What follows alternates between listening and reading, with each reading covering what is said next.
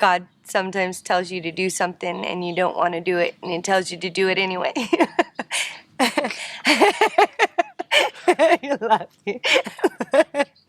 um, well, it all started. We went on a family trip, like a family, Vacation. vacation, and my mom just casually said, like, "What do you guys think about moving to Texas?" And I said, there is no way in a million years that we would ever move to Texas. So we started seeing like little signs, like license plates, people talking about it randomly, just all these little signs that added up. So we decided to go visit and see his friend, because he's the only person we knew that lived in Texas. Yeah. Just to check it out, just to see. We want to be obedient if that's where God was calling us. So we went out there and we had a really good time. We brought Diana and Emmanuel, his brother and sister-in-law, and they were with us, and we told them what we were doing. They were the only ones that we told that what we were doing. So the most important thing to us going over there was Church. church family, and just really important that we had somewhere to call church family. And so we told Emmanuel and Diana, like, we want to look up, and we didn't look it up. His brother, like, looked up churches for us and found a church that was launching in September. And we didn't have any description of what the church was or what denomination.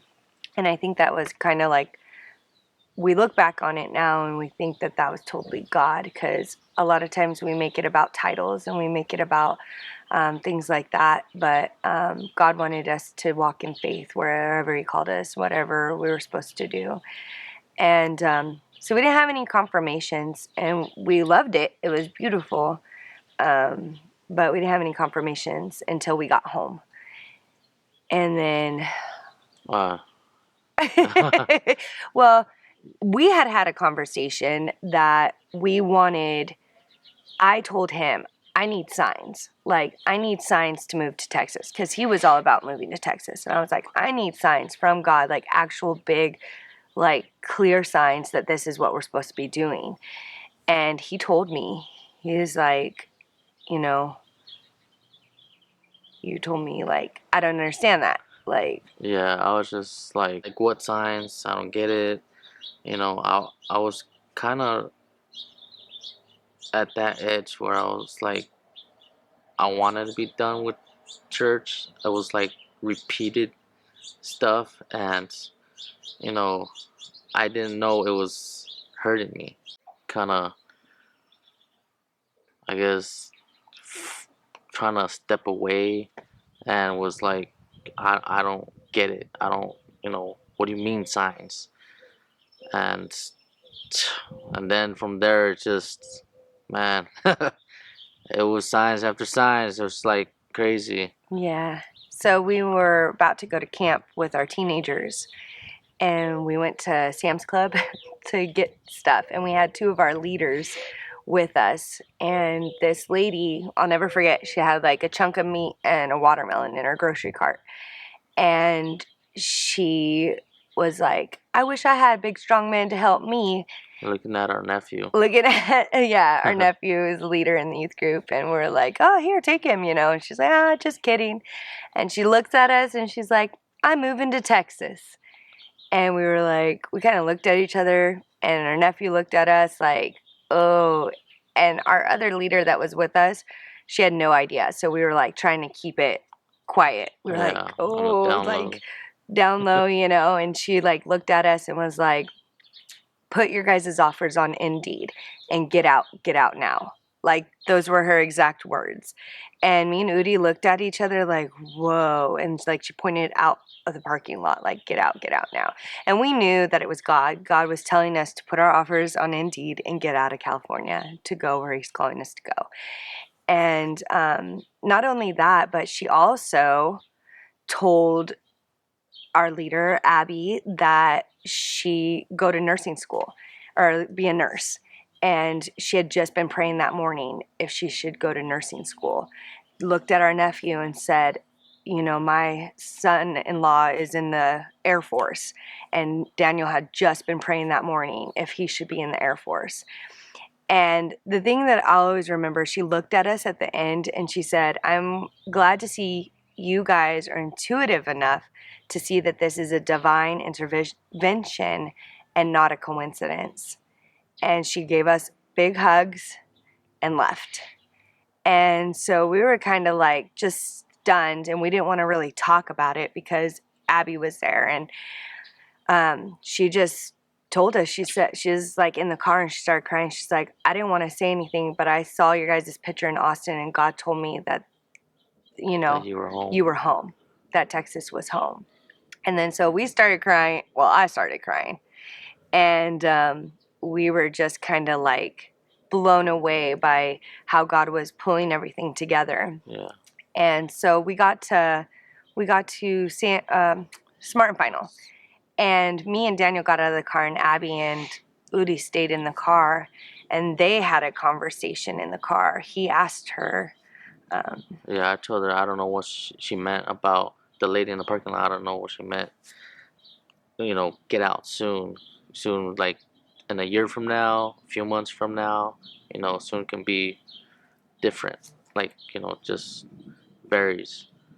And she told me, she said, oh no, she said that she had to wait until you came back. But I was talking to her about like when I was younger, there was two different people that approached me in two different uh, sites. One was like in a winter camp, and the other one was in a convention center. And different ladies told me that, you know, God had told them to tell me that I was gonna become a pastor. And you know, when all this happened and stuff, you know, the signs and everything, when we're coming back home from Sam's Clubs and Smarter Finals and all that, I actually started crying. I started crying because, you know, I just remembered about, you know, just multiple times, you know, that God was calling me, God was calling me, you know, and I just kept ignoring. And so when I finally did move to Texas, by myself, I had taken my motorcycle, and you know, I would drive it around Texas, around Austin area. I would pray as I'm riding my motorcycle. I would pray, it's like, God, you know, just show me, you know, because I when I got there, I felt like everything kind of went quiet and stuff.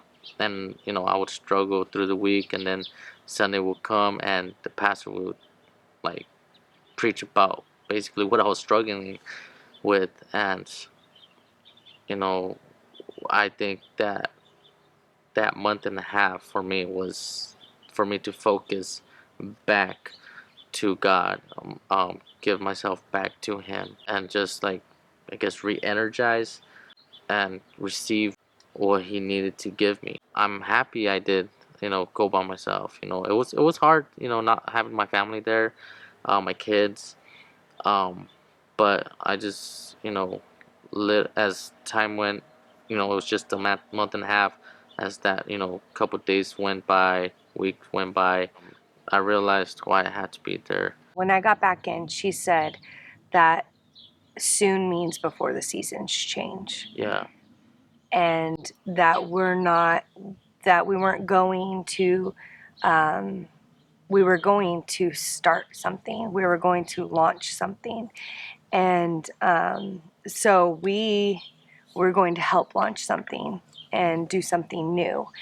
And that's when I looked at Udi and I was like, man, they are literally launching a new church in September when the seasons change in Kyle. So we ended up going to youth camp with our teenagers, and no one had any idea of the call that we had to go to Texas. The Sam's Club thing happened only a couple days before we went to camp, and our theme was 2020 vision, and we were asking God to give dreams and to give visions to the kids. I got up one morning, which that night I had an extremely vivid dream about um, dying. About it was like so real. I can remember how real it felt, and like flying up to heaven and meeting God and going away from all the things that weren't of God. And that morning I got up, and one of our other leaders, she got out of her tent. She like unzipped her tent and she got out and she's like, I had the weirdest dream. And we were talking about dreams, and she's like, I had a dream you moved out of state in August, Rachel. That was not spiritual at all. And so me and Udi and like Abby and Daniel kind of looked at each other like, ooh, like God's telling Kaylee right now that we're moving, and she doesn't even know it. Like, so that night too, like that was the biggest thing for me and Udi, was that we were worried. We were worried about our teenagers and just leaving them, and what was that going to look like. And that night we were praying in a circle, and you know, praying over the kids, and we had Kaylee and Jaime just step in, and we didn't even ask them to. They didn't know we were leaving. They just stepped in and they started praying over the kids. Kaylee started leading the message that night. The Holy Spirit was doing it through her, and I kept trying to figure out where I was supposed to be, what I was supposed to be doing, because we were in charge of that camp. And I finally just like stepped back, and Udi grabbed me and he's like, Rachel, do you see what's happening? Like, look it, like God's doing it. You don't have to be afraid of leaving. This isn't, you know, it's not our youth group, it's God's youth group. And so me and Udi like literally just sat back and just watched as they took over. God did it. And, you know, we asked all the kids to go to someone to ask for their word. And God told me to go to Jaime. And I went to Jaime. And he had no idea that any of this was going on. And he just put his hands on me and he said, God said, you've done enough. And I just bawled, because he didn't even know that, he didn't know at the time that he was literally giving me dismissal from the youth group, and that him and his wife were going to take over the youth group. Like, looking back on little things like that are just crazy. God moments that can't be explained any other way. It was just like crazy. And my mom had told me, Rachel, it has to be a pivotal moment. It has to be a paradigm shift. And on our way back at the end, Abby looked at us and was like, it's a paradigm moment. And what are the odds? I mean, there's no odds, because it's definitely God that would happen that way. So Udi went home, put his application on Indeed, and got a job right away as a bus driver. And God had promised me that he was going to give us a house. And I told everybody that God had promised us a home that we were going to own, that we were going to have. And no one believed us. We got so many people tell us that that's not possible. That's not the way it works. You're moving to a different state. Like, you're going to have to rent first. Like, and I kept telling people, but God told me this. And, you know, for a while, I started to just believe it, that maybe God was telling me it for future. Maybe I misinterpreted it. But I knew that God had promised us a house. And like, even Udi would be like, what do you mean? Like, promised us a house? I had some moments where I was like, I don't know, that's kind of big. But when we went out there trying to look for houses or places to rent, we had to pull over, and when we pulled over quite a bit and started praying, you know, just show us, you know, what we had to do. But yeah. We went out there for a training. So he was supposed to go out there for a training for his job that we got. We already made plans to leave. We already got all of it in motion, and he was going out there for a training. And on the airplane, we were going because we needed to find somewhere to live. Yeah. We were thinking, oh, we're gonna have to rent or whatever. But we didn't know what's We like didn't know what city. or where to stay at. Where were we We supposed didn't to know be where in we're Austin? getting called to. Where Yeah. his job was, or where were we supposed to be? So we literally like held hands on the airplane, We're and we praying. started praying, like, God, what city do you want us? Like, where are you calling us? And I kid you not, like, this is the craziest part. They start singing happy birthday on an airplane to Kyle, to a guy named, or a boy named Kyle. Yeah. And we were like, we just looked at each other. I just started crying. Like, we were just like blown away. Like, what are the odds? Who sings happy birthday on an airplane, first of all? And then second of all, we just had prayed where we were supposed to be. And like, what? Yeah. God. Out of all the names. Yeah, out of all the names. So we knew then that we were supposed to look for our house in Kyle. And then we get there, and he goes into training his first day. Yeah, and then I go in. I told her, I was like, just wait here, just in case. I'm not sure what, what time I'm gonna have to be there, because they didn't say what time. I just decided to go early in the morning. I get there, and they're like confused, and they asked me, did I not get the message or something? I was like, what? And so they called um, somewhere up higher, like supervisor or something, and they told them that I was here. I was there at the office, and I guess they had sent an email, or someone forgot to send an email or something, saying that it was canceled because that trainer had something going on with their family, and so I was like, just We were kind of like, God, like, why? Like, we're here for nothing, kind of a thing.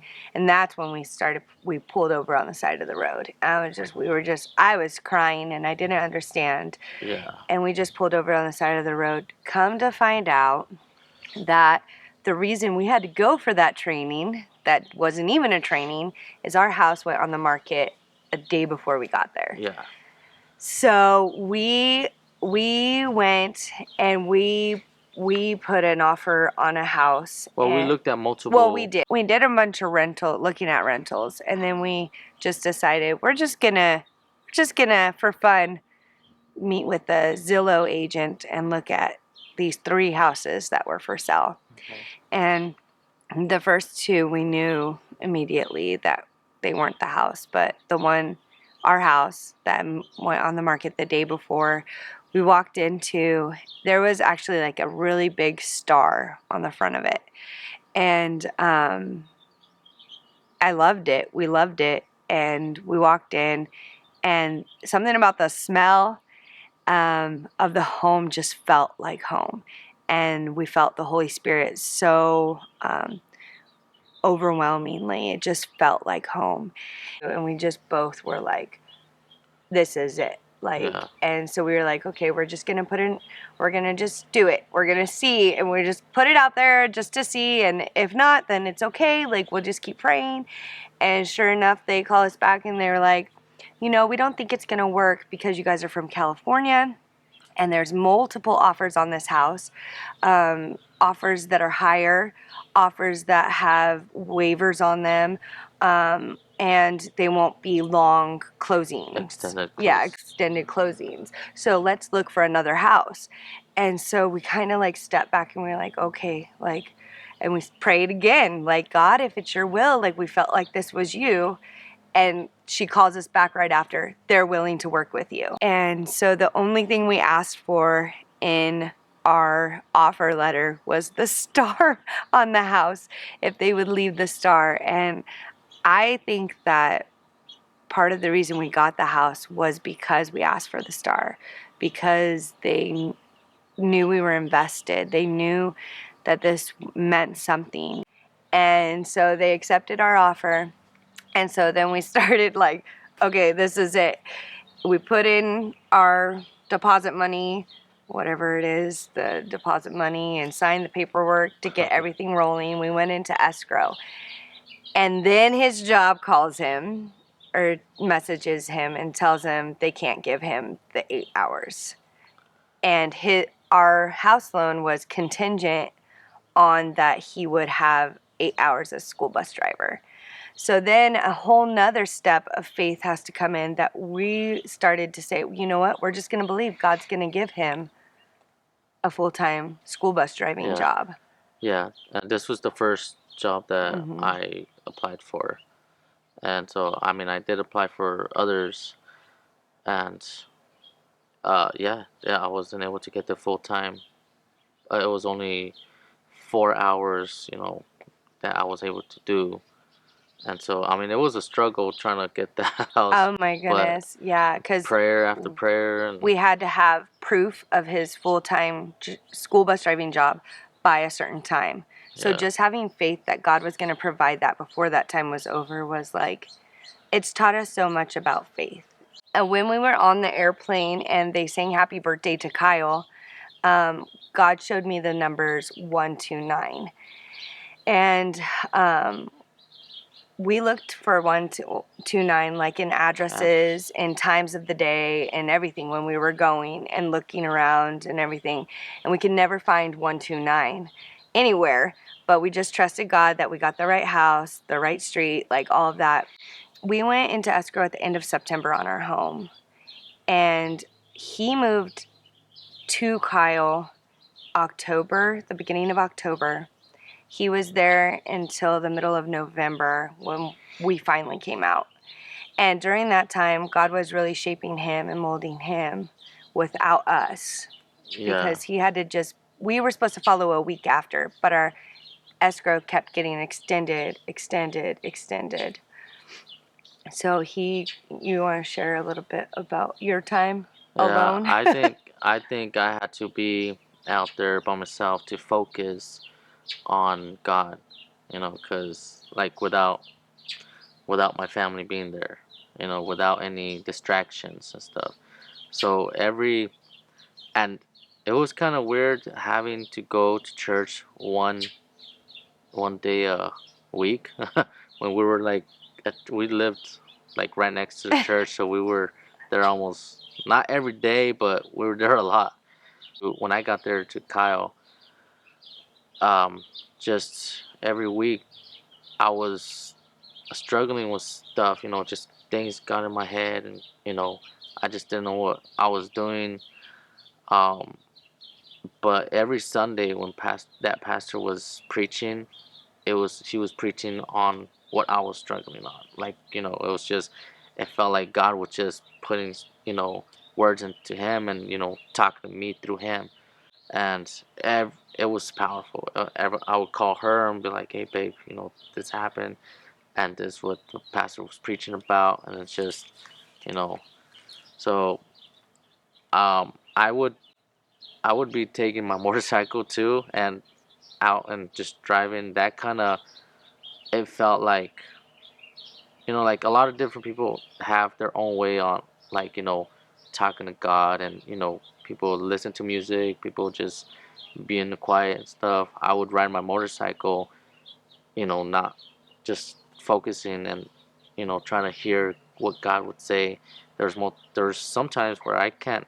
There's nothing, just feeling the breeze, just going riding down. But yeah, like that month and a half, I think was for me to focus on, Grow the most. yeah, and grow and spiritually, and just Because now he's in Bible college, so doing Bible, doing yeah, what finally doing what God's called me to to do, do. but Years and slowly, years slowly.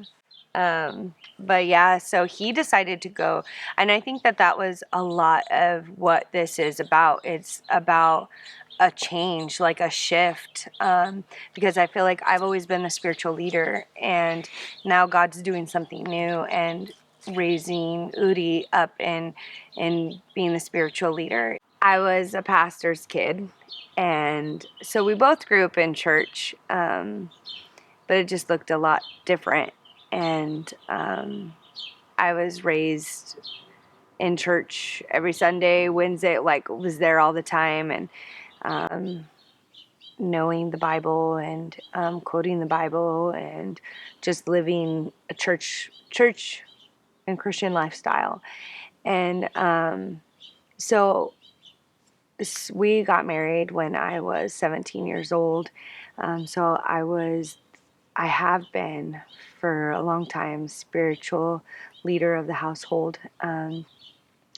And God really is doing something new. He's making it the way it needs to be. And at the time that it needs to happen. And Udi has like, I know that this is the moment and this is what it took for us to be kind of taken away from everything and everyone we know, to be retrained and retaught that our what we believe in and our faith and trusting only comes from God and trusting in God.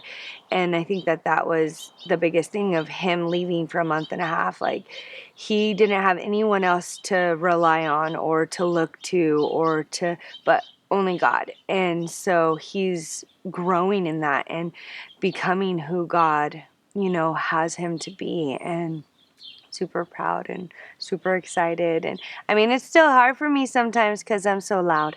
Uh, I have a very what is it? An extrovert personality. So, but God's teaching me. He's humbling me and telling me to just watch what God's gonna do, and I'm excited. Before I left California, when we were at that summer camp, I felt like I needed to get baptized, or rebaptized before moving out.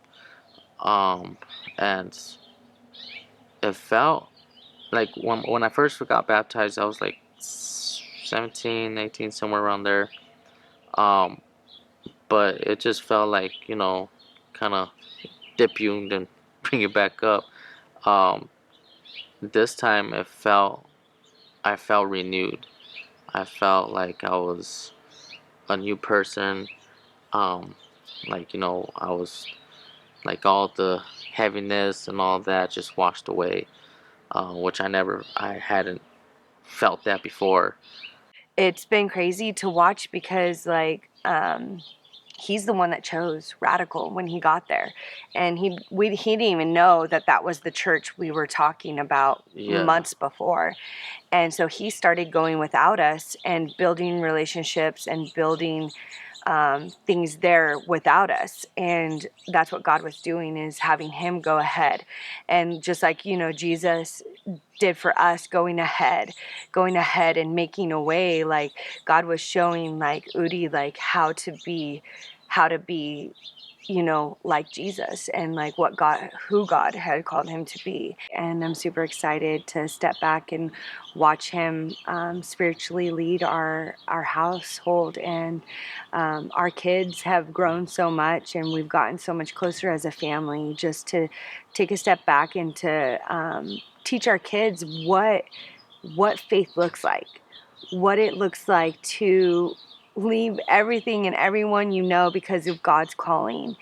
And I think that's an experience, or like a thing that they will carry for the rest of their lives. And watching us step out in faith, and watching their dad go ahead of us and prepare the way, and as Jesus did for the church. And and that was his calling on Udi's life. And I've been growing more and more.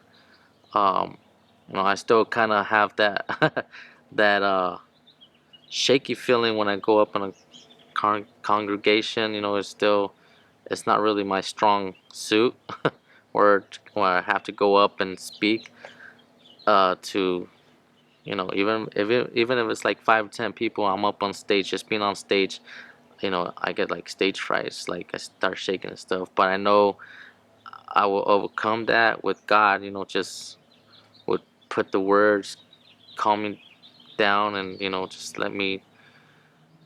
have me do what He wants me to do. And so we finally get out there in November, and we literally packed up a U-Haul. Everything's packed up, and like 2 hours into driving to Texas with the kids and everything, going to finally see Udi after a month and a half. They give us a phone call. It's extended again. We need this, this, and this, and this. And so we're at the end of September. Now we're in the middle of November, and we're still in escrow on our home. And there were so many times where our lender would call us and be like, there's no way. We even had one lender drop out. There's no way. This will never work. And God, like, I would be on the floor just crying in the girls' room, like packing up. And God would tell me, get up. Get up. Like, do what I've called you to do. Like, even if you think that, this is the end of the road, people telling you that this is the end of the road, that there's no answers, get up and watch me make a way. And God kept telling me, like, I work for my lovers even while they sleep. So that was the hardest part, is like having absolutely no control in the situation and in everything, like no control at all. And just watching God. And so it was December 4th, and we were like, it was December 4th, and we were like, what is going on? Is this ever going to happen? And I just started praying, and God said, do you remember what I told you on the airplane back in whatever, August. September? Yeah. And I was like, what? And 129. And I was like, December 9th. God is going to give us our home on December 9th. Yeah, she told me that. I was like, that's like a really specific day. Like, I'm like, don't you remember? It's 129 on the airplane in September. We heard it. Like, and it's just crazy. Like, I even told his friend's wife, like, this is the day. We're going to get our house on this day. And she kind of looked at me like, you crazy girl. Like, you've been saying you're going to get this house. You're going to get this house.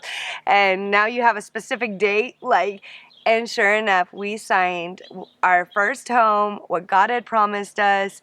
There's going to be naysayers, like, in your life, and sometimes they're the closest people to you, and sometimes they're God-fearing, even like pastors, like even whoever. Like, just if God tells you something, don't get discouraged, because God knows. And like, if you keep having faith and you keep walking and you keep doing what God's calling you to do and you're obedient, and I mean, literally, we picked up our whole lives. Oh yeah, We picked and up this was a matter of like our whole lives. a few months. It wasn't like, like, Yeah.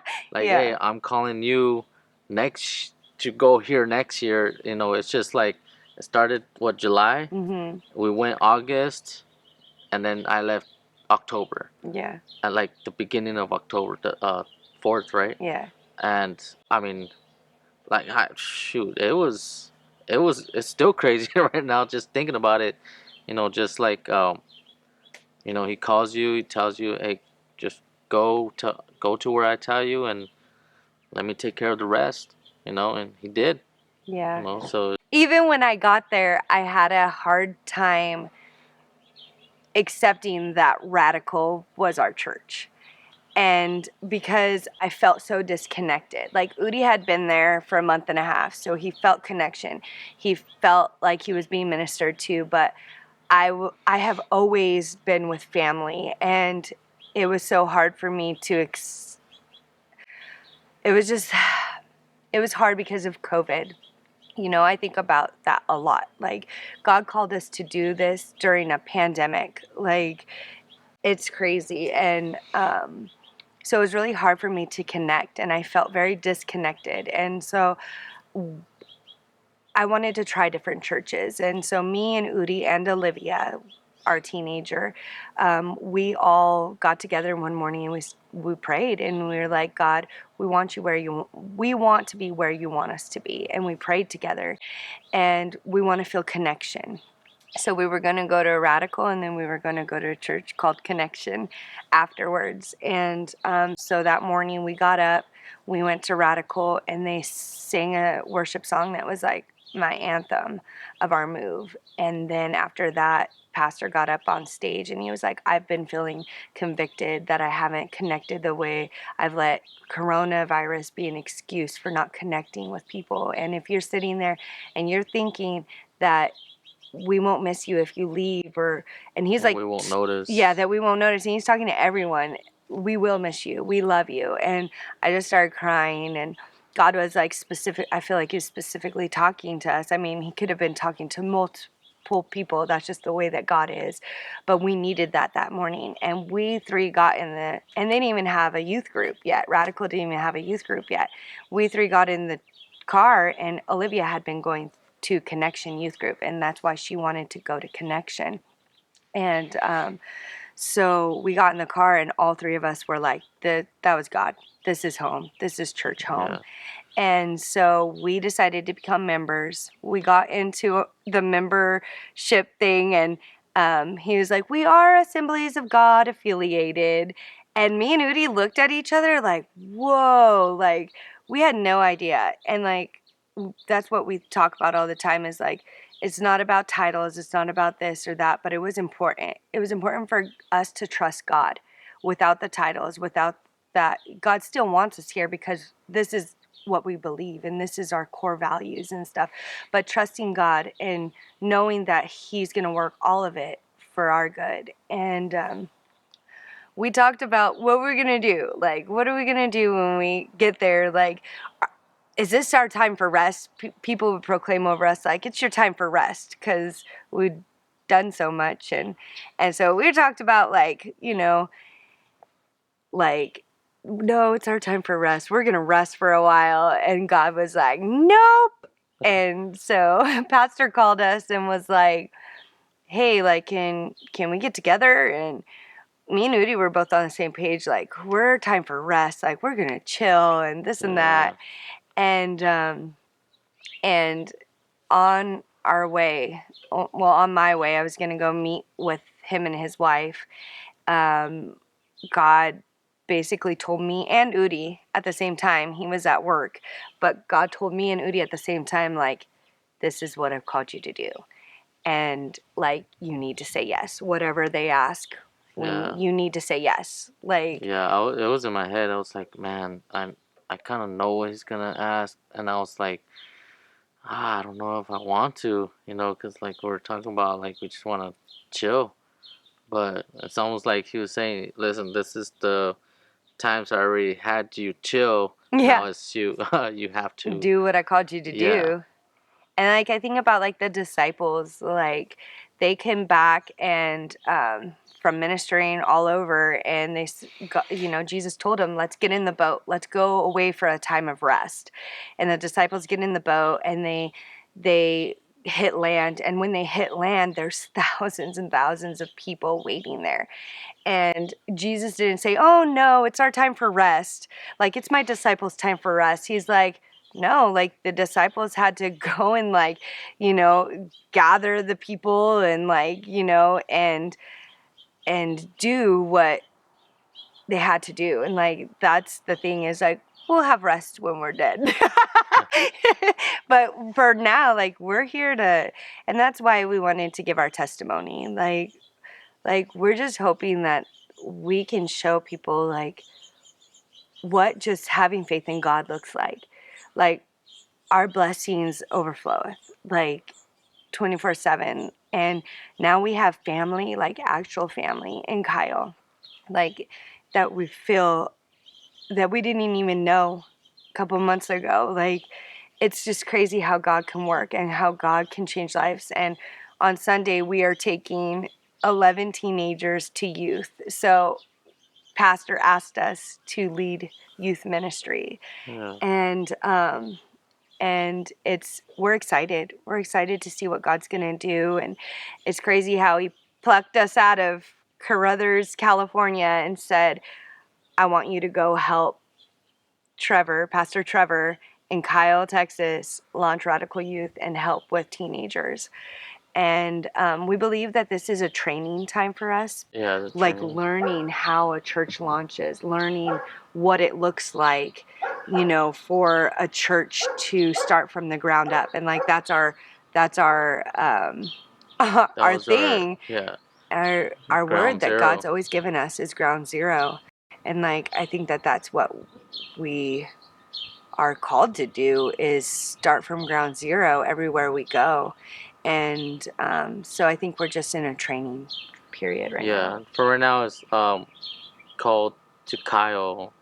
I don't know how many years or what, or if he's gonna call us somewhere else in Texas or somewhere else in the States, or who knows? Who knows what?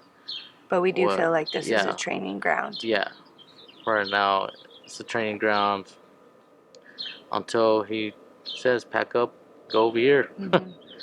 But we're really learning, and Yeah, really learning a lot. And we're just thankful that we're thankful to hear God. And I think that's the thing, is like, if you just step back and you ask God what he wants instead of what you want, um, the blessings will just start coming, and they'll just keep coming. oh yeah. And And don't you be gotta be afraid. ready when it does. Yeah. Because they just come one after the other. So, but yeah. We were timid about sharing our testimony because, the devil gets in your head and tells you that, don't tell people about this, because you're just going to be rubbing it in their faces that you guys have a home, that you guys have this, and that you're so happy and this and that. And it's not like that. God wants us to share our blessings, and God wants us to share our testimonies. Our children's church pastor had just preached about to stop hiding God's blessings. And so we're doing this because we want to show everyone that it is literally not us. Like, we only have a home because we were obedient. And I honestly believe that if we were not obedient, we wouldn't have received the same blessings and be where we are at today, because with being obedient, we get to walk in his full blessings. I mean, God always loves us and God always takes care of us. But when we do things that are hard to do, the blessings just runneth over. And that's the way God works, is that he's not a God that contradicts himself. He's a God that says over and over and over in the same way, in different people and different times, what's going to happen or what it looks like. When we were packing and getting ready to leave, we had people prophesying and saying stuff. One of the board members at the church said, it's time for Udi to get out of his father-in-law's and his wife's shadow and do what God's called him to do. And another board member, Josh, came to us and told us God's making new wine in the crushing and in the pressing. God's making new wine, because we were hurting. It was hard to be away from each other. We've never been away from each other. And but God was making new wine, and God was making something new.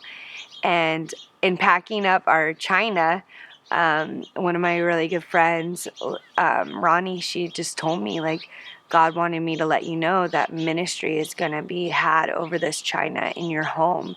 And we had other people say, in your backyard is where ministry is going to happen. And our house is just our ministry. And that's why I believe God gave us the house, is because it's meant for people to come and to sit and to have a place where they belong. And you have a seat at our table before you believe what we believe, or if it's ministry. And the crazy part is that our first event, our youth kickoff, was in our backyard. And this is why we have that house. We don't have it because we can live anywhere and be okay, but God wanted to give us a place where we can minister, where we could reach teenagers, where we could build what he wants us to build. Another thing I could think of is my dad was like he was not on board with us moving, and every chance he got, he would tell us he's not on board with it, and he needed his own kind of he needed his own kind of confirmation. So I took him to Starbucks one day, and literally in Starbucks, a woman comes up to me and she's like, "Are you God-fearing? Are you God-fearing?" And I looked at her and I was like, "Yeah." And she's like, "Well, I went to college in Dallas, Texas, and I think you're going to need my resources." And I looked at her like, whoa, like, okay. And she gave me her email. She did Youth for the Nations. And she was like, you can get interns there for whatever you need to do. Like, God's calling you over there. And I was like, it was crazy. Like, that you just walk into a place and the Holy Spirit works through someone else to call you out and tell you. And she told me to go home and watch this YouTube video, and it was all about building a church when everybody said no, like that it wasn't going to work, that there's no way it could happen. People would laugh in your face, and it's just, if you just keep going, if you just keep persistently going after what God calls you to do, even though there's a no after a no after a no, like, no, we can't help you, your finances aren't right, your job's not right, like, whatever. If God's calling you to do something, keep going. Even if everybody else says no, keep going, and God is faithful always. That's the crazy part to me, is that we got confirmations from everywhere and everyone, and they all were exactly the same confirmations in different ways. And this testimony is to share hope and to share that this isn't just us. Like, God didn't just be like, "Oh, Rachel and Udi, this is just for you." It's for every believer. It's for all of us. And when we're obedient, we get to walk in his full blessings. And so we're super excited to be able to share this with you guys. So one of the biggest things about moving from California to Texas was finances. Um, we were gonna get a U-Haul to take all of our stuff from Cali to Texas, and when we were looking at them, they were ranging from $4,000 to $6,000. And people kept asking me, like, what are you gonna do about U-Hauls? Like, they're so expensive. And so I kind of looked at them, but I would always reply, where God gives you a vision, he brings provision. And I think that was one of the moments where I used to always be so worried about finances and where they were going to come from. But with everything I had experienced so far, I knew that God was not going to leave us without a U-Haul. And so we were looking on like budget trucks and different ones, and we finally found one that we were like, okay, this is the least expensive one, and it was like 2,000, like $400 and something dollars. And we were like, okay, this is going to be the one, but we still don't have the finances for that. We have, where is it going to come from? And so I went out to lunch with a friend of mine, and we were talking, and she gave me a $200 Visa gift card as a goodbye, and just for moving expenses and this and that. And so it was like really, really awesome. And I was like, thank you, Jesus. Like, here's $200, and we were talking some more, and I told her, I said, I just started sharing my heart about how God was providing for us and how God was going to continue to do it. And I started talking to her, and I told her a story. I said, how there's this man, and he says, or God says to this man, do you believe in me for a 2x4? And the man says, yes, Lord, of course I believe in you for a 2x4. And he asked him again, do you believe in me for two 2x4s? And he's like, of course, God, I believe in you for two 2x4s. And he's like, God, he's like, do you believe in me for enough 2x4s to build you a house? And the man's like, whoa, whoa, whoa, that's too much. I can't believe in that. That's too big of a miracle, God. And she was just staring at me. We were at lunch at Pyology, and she was just staring at me. And I was like, did she listen to my story? Like, what's going on? And she said, Rachel, all I keep hearing you say is 224, 224. And that's all I keep hearing you say. And I was like, okay, like I was confused, like, okay, like, do you want me to repeat the story? And she goes, no. She's like, God just told me that I have something for you. And I was like, okay. And she said, look at my bank account. And she pulls up she goes and signs into her bank, and she pulls up, she shows me a deposit into her bank of $2,240. And she says, this was deposited in my bank today. It was unexpected money. And God just said that it's yours for that U-Haul. And or no, she didn't even say for that U-Haul. She said that it's yours. And then I just started crying. And I was like, we need it, because she had no idea we needed a U-Haul. And so I just started crying, and I said, this is what we need for a U-Haul. And she started crying, and she's like, I'll even like screenshot this. I'll give it to you for your testimony. This is so God. And so, yeah, so where God brings a vision, he brings provision.